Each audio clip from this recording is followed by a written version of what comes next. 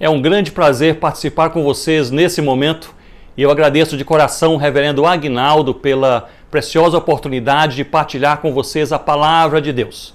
E a minha oração é que Deus possa nos animar, que Ele nos encoraje a seguir o caminho e que sigamos dia a dia conhecendo mais a Jesus, amando mais a Jesus e servindo também mais ao Senhor Jesus. Eu desejo partilhar com vocês nesse momento sobre o sofrimento e a missão. E o farei no livro de Atos, capítulo 8. O meu intuito é refletir na palavra de Deus acerca dos critérios de Deus ao lidar com a história e com o seu povo em épocas de grande sofrimento. E além disso, perceber nessa jornada a ligação entre o sofrimento e a missão. Portanto, abra comigo a palavra do Senhor em Atos, capítulo 8. Sempre nos lembramos de Atos como um livro que descreve Deus intervindo sobrenaturalmente. A igreja convivia com o sobrenatural em que línguas de fogo desciam sobre os discípulos, coxos passavam a andar, cegos recobravam a visão, prisões se abriam, demônios eram expulsos, anjos socorriam os apóstolos e a própria sombra de Pedro se transformava em instrumento de cura para muitos. O livro de Atos, portanto, meus irmãos e irmãs, nos coloca face a face com o sobrenatural, com as ações de Deus intervindo na história do seu povo de maneira miraculosa, de maneira maravilhosa. Por outro lado, nem sempre Deus intervinha miraculosamente. E assim nós vemos também no livro de Atos, na própria narrativa, que Estevão foi martirizado, que Paulo foi preso e sentenciado à morte, que homens e mulheres fiéis ao Senhor Jesus foram passados ao fio da espada e outros foram até mesmo lançados às feras. E de alguma maneira, além da nossa finita lógica e curta compreensão da história, entre milagres e tragédias, o nome do Senhor Jesus foi glorificado. E a igreja resistente avançava espalhando o evangelho da graça de Deus por toda parte. É certo que a expectativa do povo de Deus ao longo dos tempos é sempre ver a resposta do Senhor quando chega o sofrimento. Em situações de profunda crise pessoal, quando a enfermidade bate à nossa porta, o desemprego chega ou a violência ataca impiedosamente, nós devemos esperar e rogar que o Deus do impossível faça o impossível acontecer. Entretanto, Atos nos mostra uma verdade existencialmente aplicável em muitas situações do nosso dia a dia. Nem sempre Deus intervém sobrenaturalmente ou como desejaríamos. E quando isso acontece, Ele não deixa de ser o Senhor da situação, dono absoluto de nossas vidas, soberano e bondoso Rei. Nesses momentos, quando a nossa existência é confrontada com a tragédia pessoal, a doença terminal em casa, a falência do negócio, a família partida pelo divórcio ou a pandemia que se alastra por todo mundo, nós somos convidados a crer que na felicidade ou na tragédia devemos olhar além da vida, sabendo que o projeto de Deus no macro-universo e também nas nossas vidas particularmente jamais pode ser frustrado. Antes de lermos o texto, gostaria de lembrar que o livro de Atos expõe 4 impulsos que fizeram com que o evangelho fosse espalhado até os confins da terra no primeiro século. O primeiro é o impulso da espiritualidade, em Atos capítulo 2, com o derramamento do Espírito sobre a igreja no Pentecoste. E agora essa igreja, cheia do Espírito Santo, ela vai para as ruas e Pedro, proclamando o evangelho de Deus, ele vê com toda a igreja mais de 3.000 pessoas se convertendo ao Senhor Jesus. Eram pessoas que moravam em 14 diferentes nações e voltando para suas casas, proclamaram sobre Jesus e foi uma revolução. Michael Green, um dos maiores especialistas sobre a expansão da igreja no primeiro século, ele defende que várias igrejas nasceram desse impulso no Pentecoste, provavelmente a própria igreja na cidade de Roma. O segundo impulso, representado em Atos capítulo 8, podemos chamá-lo de impulso do sofrimento. Por meio da perseguição, a igreja agora, ela perseguida, espalha o evangelho de Deus por onde passa, províncias, países, diversas regiões. E veremos sobre esse impulso nesse momento. O terceiro foi o impulso do envio missionário em Atos capítulo 13, com a igreja de Antioquia enviando Paulo e Barnabé como missionários aos gentios, segundo a ordem que recebeu do Espírito Santo. Nós não sabemos como a igreja ouviu o Espírito Santo, mas sabemos como a igreja estava quando ouviu. A igreja estava jejuando e orando. E a partir do envio de Paulo e Barnabé, houve um grande número de igrejas plantadas e fortalecidas em todo o mundo, na Ásia, Acaia, Galácia, Macedônia. O quarto impulso é um impulso de plantio e multiplicação de igrejas, a partir de Atos capítulo 15 e 16. O evangelho se espalha, igrejas nascem, se multiplicam e passam agora a colaborar no plantio de novas igrejas, como a igreja em Filipos, na casa de Lídia, que se associou a Paulo no seu ministério para o plantio de outras igrejas, inclusive em Tessalônica. Leiamos, portanto, o texto de Atos capítulo 8, versos 1 a 8, nesse contexto do impulso do sofrimento. Diz assim a palavra do Senhor. Naquele dia levantou-se grande perseguição contra a igreja em Jerusalém, e todos, exceto os apóstolos, foram dispersos pelas regiões da Judéia e Samaria. Alguns homens piedosos sepultaram Estevão e fizeram um grande pranto sobre ele. Saulo, porém, assolava a igreja, entrando pelas casas e arrastando homens e mulheres, encerrava-os no cárcere. Verso 4. Entre mentes, os que foram dispersos iam por toda parte pregando a palavra. Filipe, descendo a cidade de Samaria, anunciava-lhes a Cristo. As multidões atendiam unânimes às coisas que Filipe dizia, ouvindo-as e vendo os sinais que ele operava, pois os espíritos imundos de muitos possessos saíam gritando em alta voz, e muitos paralíticos e coxos foram curados. E o verso 8, e houve grande alegria naquela cidade. Esse é um texto impressionante. No capítulo 8 de Atos, o historiador Lucas, inspirado por Deus, inicia a narração afirmando que levantou-se grande perseguição contra a igreja em Jerusalém. Aqui ele escolhe o termo grego diogmos para definir perseguição, o que era usado para o desenvolvimento de um programa sistemático para oprimir um povo. Diogmos indicava o sofrimento físico, causar dores, fazer sofrer, punir com sofrimento. Portanto, o quadro pintado por Lucas nesse capítulo é de uma igreja que passa a experimentar de forma física, no próprio corpo e de forma violenta, o amargo sofrimento. E nas próximas sentenças, Lucas descreve os ingredientes dessa angústia, desse sofrimento. Fala sobre o sepultamento de Estevão, o aprisionamento dos cristãos e a dispersão de toda a igreja. No verso 2, quando é mencionado o martírio de Estevão, ele relata que houve grande pranto, e para isso ele usa o termo grego kopetos, que vem de kopetos. E esse kopetos, pranto, pode ser lido literalmente como bater no peito, indica o sofrimento emocional, a dor da alma, o choro inconformado do coração quando a tragédia finalmente chega.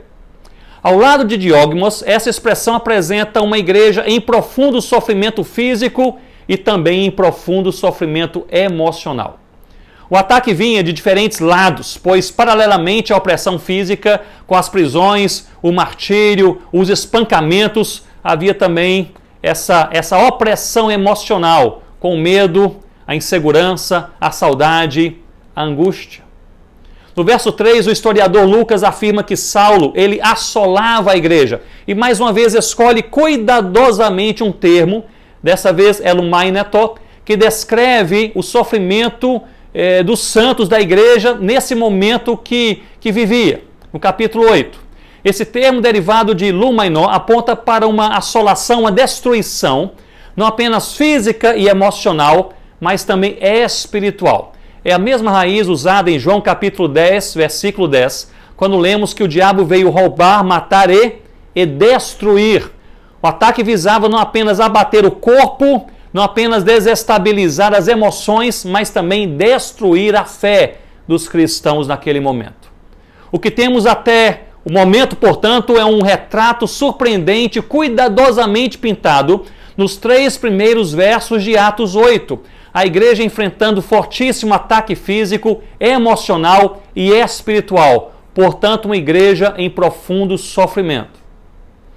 O sofrimento continua presente entre o povo de Deus nos dias de hoje. Quando a violência cai sobre a família, o irmão tem a sua vida ceifada pelo trágico acidente, a enfermidade teima em não abandonar o corpo, o desemprego e as dívidas fazem com que o sono possa se esvair na madrugada, a depressão se abate sobre a alma e a própria fé é provada no fogo. Nós entendemos que o sofrimento é possível. Mas a fidelidade constante de Deus nos mostra que mesmo no mais terrível sofrimento, Deus continua sendo Deus e nunca se ausenta. Mesmo quando Ele se silencia em momentos que esperávamos um poderoso e miraculoso grito, Ele continua Pai dos seus filhos e Senhor do nosso destino. Quando o Senhor se cala, é preciso olhar além da vida, em total dependência e saber que Deus é maior que os homens e que os planos de Deus são maiores do que os nossos planos. Lá em Gana, nós cantávamos um hino que diz assim: não vivemos para celebrar o sofrimento, nem também para chorar, mas quando ele vier, choraremos. No sofrimento há Deus, não cremos na dor sem Deus, não cremos na dor sem Deus. Mas existe algo a mais nesse texto. Ele não pinta apenas a ideia de um sofrimento em vão, não é isso. Ao contrário, apresenta o outro lado da mesma moeda que nos leva sempre a esperar contra a esperança e crer que Deus tem sempre a última palavra em todo momento de nossas vidas e da história da humanidade. Assim, a resposta de Deus ao seu povo em Atos 8 vem nos 3 versos seguintes. E Lucas escreve nesse texto com todas as letras que Deus tem sempre a última palavra e que o plano de Deus jamais pode ser frustrado. Observem comigo, no versículo 1, nós vemos a igreja sofrendo e sendo dispersa pelas regiões da Judéia e Samaria. Mas no verso 4 veio a tremenda e intrépida resposta do Senhor, dizendo: entre mentes os que foram dispersos iam por toda parte pregando a palavra. Mesmo no sofrimento humano, Deus fazia a história caminhar para a glória do seu nome e o avanço do seu evangelho. No verso 2, o evangelho sofria com o martírio de Estevão, como nós vimos, pregador da palavra, homem cheio do Espírito Santo, caía ali, portanto, um grande e amado líder, um incansável pregador. Mas Deus, no verso 5, dá resposta ao sofrimento, levantando Filipe, também cheio do Espírito Santo, e esse, diz o texto, descendo a cidade de Samaria, anunciava-lhes a Cristo. Caía Estevão, Deus levantava Filipe. Silenciaram um pregador ousado, Deus levanta um outro ainda mais ousado. No verso 3, homens e mulheres eram arrastados e encarcerados por Saulo, após terem feito grande pranto sobre Estevão. E essa cena é particularmente terrível, pois aqui a violência se abatia sobre famílias inteiras. Era a figura do caos. Entretanto, no verso 8, o texto conclui dizendo que houve grande alegria naquela cidade, se referindo à cidade de Samaria, em que multidões creram no Senhor Jesus Cristo. Que maravilha! Deus fazia o impossível acontecer, tanto no corpo, na alma e na fé do seu povo, em meio à grande perseguição e sofrimento. Gostaria que lembrássemos 3 verdades bíblicas nesse momento a partir dessa incrível e encorajadora história em Atos capítulo 8. Primeiramente, lembrarmos que o sofrimento é possível e ele é até mesmo certo, mas jamais estaremos sozinhos. A promessa de Cristo ao enviar os discípulos para fazerem outros discípulos em todas as nações, em Mateus 28, foi simplesmente a promessa da sua presença. Ele disse: e eis que estarei convosco todos os dias, todos os dias. Nós não sabemos o que nos aguarda amanhã, o que vai acontecer semana que vem ou até o final do ano, mas de uma coisa você e eu, nós sabemos, nós jamais estaremos sozinhos. Um só dia, o eterno Senhor, dono do universo, Cordeiro de Deus, Leão de Judá, estará conosco todos os dias da nossa existência. Eu gostaria, portanto, de lhe convidar nesse momento a crer, sinceramente crer que Cristo está contigo hoje e em todos os dias da sua vida, mesmo em meio ao sofrimento. E com ele o choro pode durar uma noite, mas a alegria definitivamente ela vem pela manhã. Em segundo lugar, eu quero te lembrar que em meio à tragédia a palavra final sempre é de Deus. A despeito do possível caos em sua alma, das inúmeras batalhas perdidas, do vazio no seu coração, da falta de fé nesse momento, da ausência de respostas aguardadas por você, entenda que Deus nunca foi e Ele jamais será surpreendido por qualquer fato ou acontecimento que tente lhe roubar a expectativa de um dia você voltar a ter paz. Ele detém o direito autoral de escrever cada capítulo da sua existência. Ele é o soberano, tem domínio sobre a sua história pessoal, mesmo quando ele se cala. Perante a insistente afirmação médica de que aquela enfermidade persiste, ou todas as estatísticas sociais de desemprego, ou quem sabe ainda um nefasto e incansável ataque do diabo sobre o seu lar, sobre o seu casamento, talvez aquela situação ali impensável com o seu filho, que até mesmo saiu de casa ou abandonou o Senhor, creia que o Deus dos impossíveis pode fazer o impossível acontecer, como lemos em Lucas capítulo 1, versículo 37, pois nada é impossível para Deus, nada é impossível. Olhar além da vida é olhar para o projeto maior na mente do Senhor. É reconhecer que Deus é maior do que o homem, que a glória de Deus importa mais do que a nossa glória.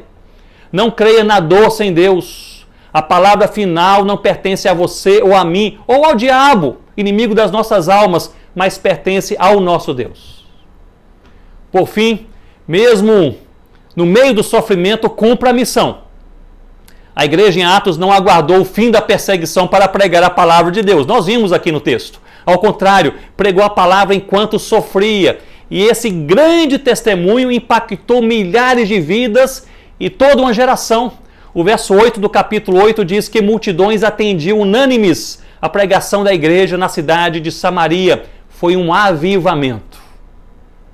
Nos últimos anos, minha atenção foi cativa por um segmento do corpo de Cristo que tem sido chamado de igreja sofredora. Trata-se daqueles que, por serem cristãos, foram sequestrados e sobre eles nada se sabe, ou dos encarcerados nas mais diversas formas, domiciliar, pública, social, emocional, dos deslocados de suas terras e de suas casas, dos preteridos de professarem abertamente a sua fé, e ainda daqueles que sofrem pela exclusão social ou pela angustiante miséria. É chocante, meus irmãos e irmãs, notarmos que 1 em cada 3 cristãos no mundo de hoje sofre algum tipo de perseguição. E cerca de 120 milhões de cristãos habitam em regiões onde há uma perseguição hostil. E é impressionante também notar que em meio a essa hostil perseguição, esses cristãos, eles seguem firmes, amando e cumprindo a missão, pregando a palavra de Deus. E parece que quanto maior a perseguição, mais o evangelho do Senhor Jesus é pregado. Poucos anos atrás, eu tive um encontro com irmãos e irmãs no Oriente Médio. Não vou citar detalhes por questões de segurança. Foram 3 encontros em 3 cidades e no último encontro havia cerca de 120, 130 pessoas e passamos ali a manhã, tarde e noite estudando a palavra de Deus. À noite, no encerramento, eles pediram que eu falasse sobre a fidelidade dos cristãos em meio à perseguição.